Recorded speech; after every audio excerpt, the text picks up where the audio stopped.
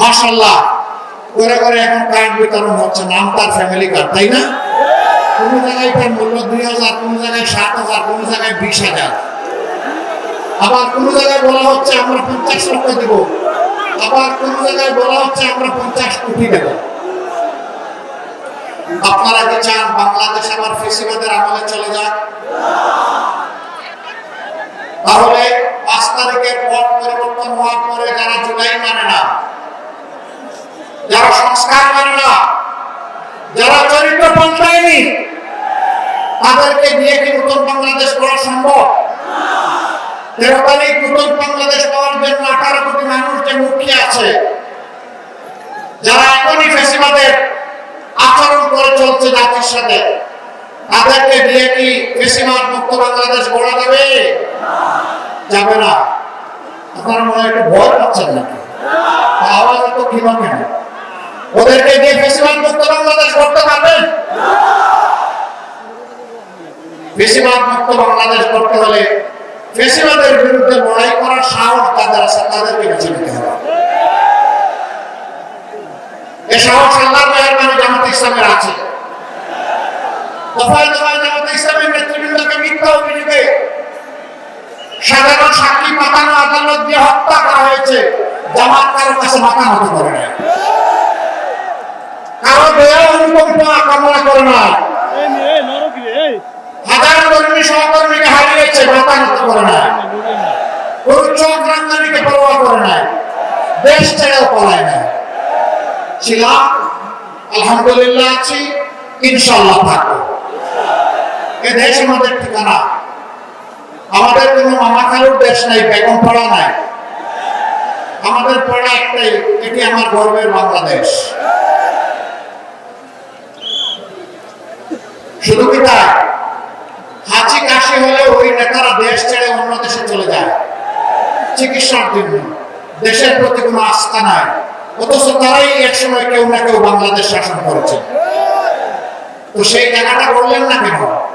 হাসি কাছে চিকিৎসার জন্য এখন বিদেশে যেতে হয় কেন?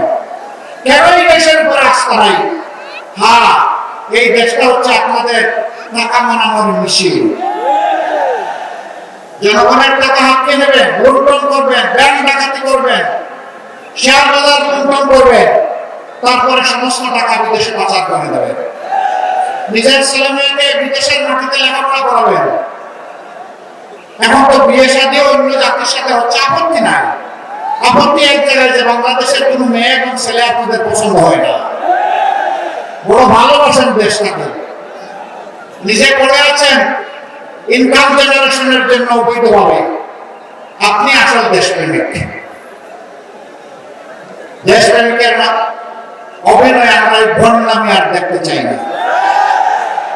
দেশপ্রেমিক হলে সকল কাছে দেশপ্রেমের পরিচয় বাস্তবে দিতে হবে, মুখে নয়। মুখের কথা জনগণ এখন আর বিশ্বাস করে না। অনেকের যারা বাস্তবে প্রমাণ করেছে মরণে জীবনে সুখে এবং দুঃখে দেশ এবং জনগণের পাশে আছে, ইনশাআল্লাহ জনগণ তাদের পাশে এসে দাঁড়াবে।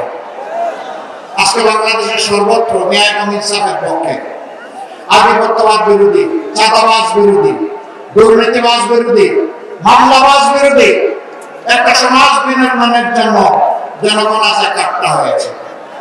জায়গায় জায়গায় গণজোয়ার শুরু হয়েছে, দেখে অনেকে দিশাহারা।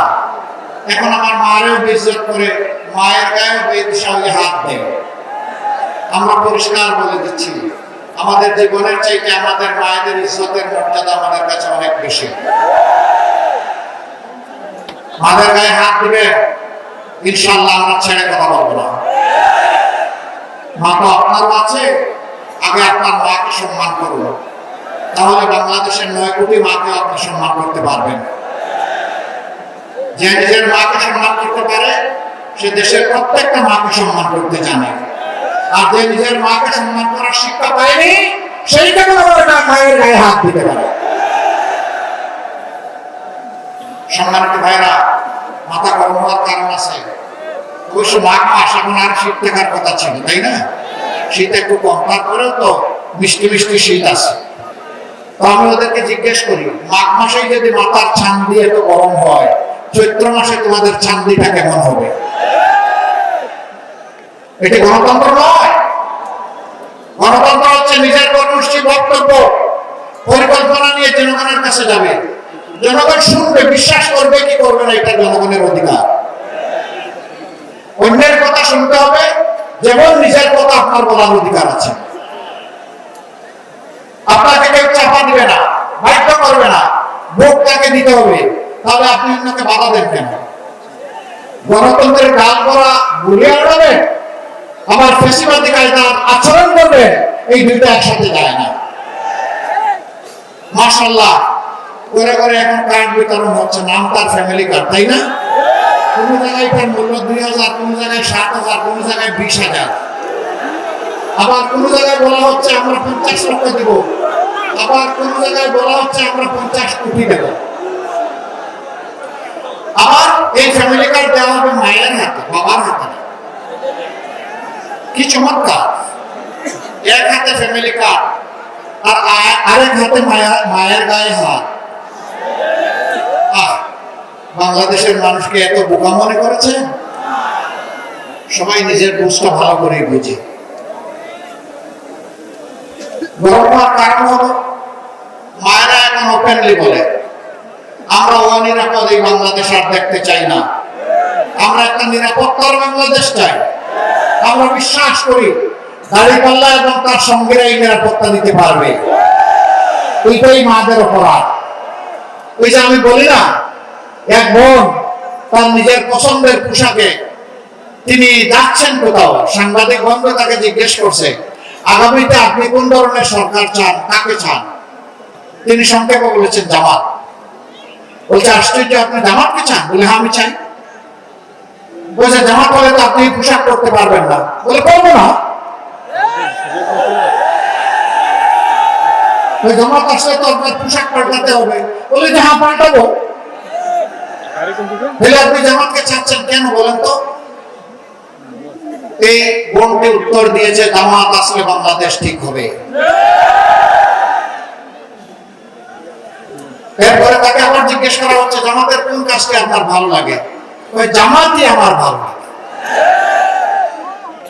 এই যে মায়েরা তাদের নিরাপত্তার জন্য, সম্মানের জন্য, আস্থার জন্য আজকে 11 যোগ্য নির্বাচনী রক্ষকে বাছাই করে নিছে, এতেই তাদের গায়ে এবং কলিজায় আগুন ধরে গেছে।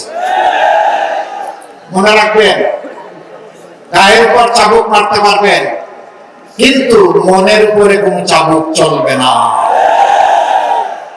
মনে রাখবেন, যে মায়ের দামাল সন্তানেরা 24-এ জগদ্দল পাথর হিমালয় সমান ফেসিবাদকে তাড়িয়েছে, সেই সন্তানেরা ঘুমিয়ে পড়ে না,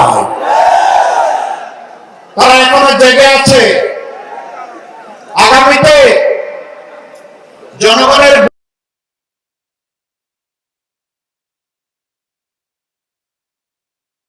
পারবেন না, সুতরাং নিজের ছাড়া কারো বুটের দিকে হাত বাড়াবেন না। শেষ স্লোগান অচল, আমার বুট আমি দিব, তোমারটাও আমি দেব না। এই দিন এখন আর নাই। এখন আমারটা আমি দিব, তোমারটা তুমি দাও। আমার দ্বারে পছন্দ আমি দিব, তোমার দ্বারে পছন্দ তারা দাও। এর নাম হচ্ছে ডেমোক্রেসি, এর নাম হচ্ছে এসেন্স অফ ডেমোক্রেসি। গণতন্ত্রের সৌন্দর্য আমরা সেটা দেখতে চাই, কিন্তু বিভিন্ন জায়গায় আমরা তার